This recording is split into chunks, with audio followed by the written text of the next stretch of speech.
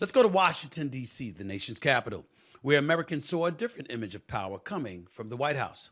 Elon Musk, the world's richest man and new head of the Department of Government Efficiency, held a press conference from the Oval Office with the President of the United States, Donald Trump, sitting right next to him. Both men defended their efforts to enact sweeping changes to the federal government and limit spending. The move comes as Trump signed an executive order, yet another one, providing new guidance for federal agencies to cut what both men characterize as excessive government spending. Your detractors, Mr. Musk, I have to what? including a lot of Democrats. I have detractors? You do, sir. I don't believe it. Say that you're orchestrating a hostile takeover of government and doing it in a non-transparent way. What's your response to that criticism?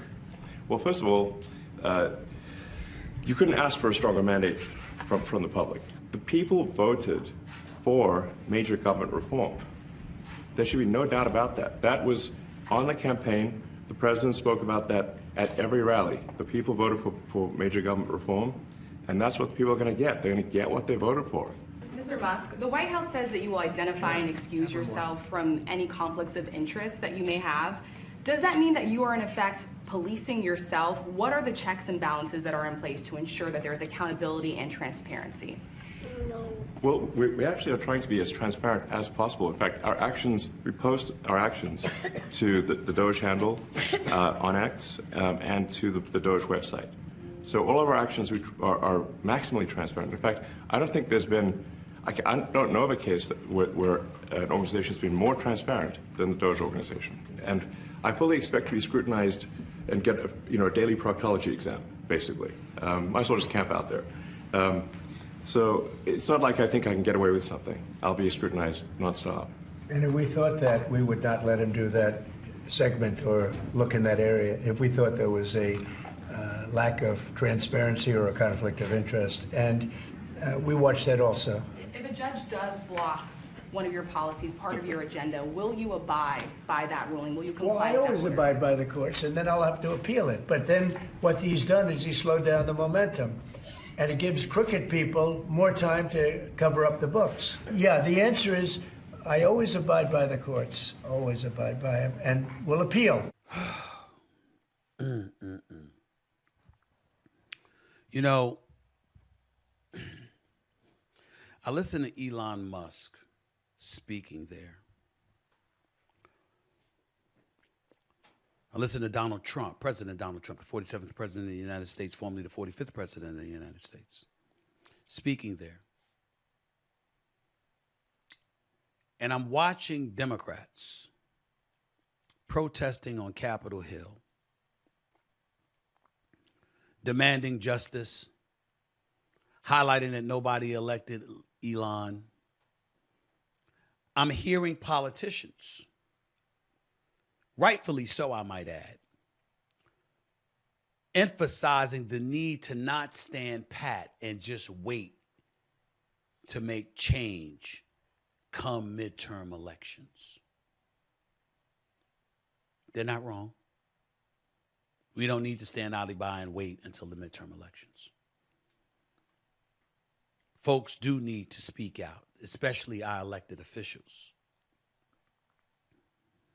But like I told y'all before, my politics, regardless of what you want to think, because most of the time I vote Democrat, that's usually involving the presidency. I didn't tell you how I vote for a gubernatorial seat or a mayoral seat or anything like that. But that's neither here nor there. The point is, I pride myself in being a centrist. I'll openly confess that most people on my team are not. They're leftist. I'll openly confess that a lot of people that I work for, whatever, regardless of what they say, I think they're righties. They're not fooling anybody. I don't care. I look at the information and I'm going to call balls and strikes like I see them. Elon Musk is a problem. He is a problem because he's the world's richest man. According to numerous reports, he's received money from our government because he's in business with the government. Whether it's Skylink, Tesla, or whatever, I don't have that information in front of me. And he's not an elected official. So not only have the people not elected him, he wasn't even confirmed by the Senate. He's just Trump's guy. That is an incredible, incredible reason to be alarmed, especially when they're looking to have access to the treasury, thereby giving them access to private information involving every American citizen in this country. Certainly, there's a reason to be very, very alarmed. Nobody's denying that.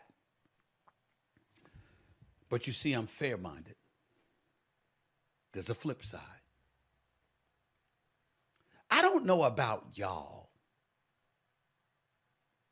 but aren't you a little bit suspicious about watching a bunch of Democrats raise holy hell over his access before we find out whatever it is that he's found out? I don't know about y'all, but I don't want laws being broken. I don't want the Constitution being ignored or violated.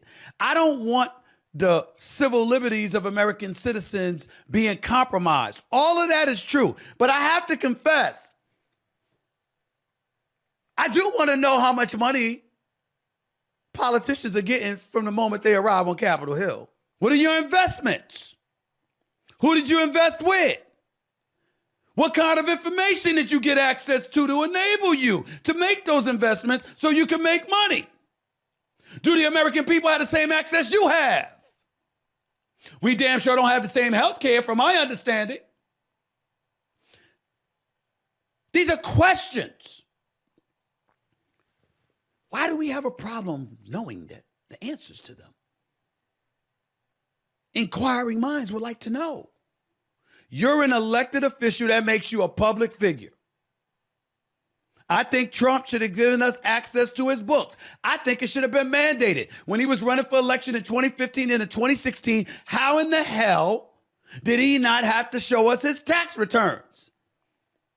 That should have been mandatory. I got a red flag up about Musk, too. I'll be damned if I trust Trump. But nearly 80 million people have spoken.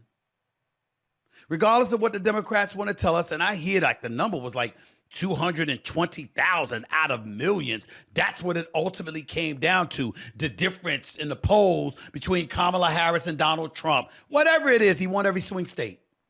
He won about 50 counties. He increased in the black, the Hispanic, and the young voter demographic. And the white women that were supposed to come out and be against him in droves because of his position on Roe v. Wade didn't equate to him not being reelected. Somewhere along the line, something missing. I understand the uproar. I understand the need for the Democrats to make noise. DEI is another thing. We'll be revisiting that in the days and the weeks to come. Make no mistake about it. But understand, on its premise, to have somebody elected in office targeting excessive government spending, I'm trying to figure out, how is the taxpayer supposed to be appalled and put off and threatened by that exposure being revealed to us?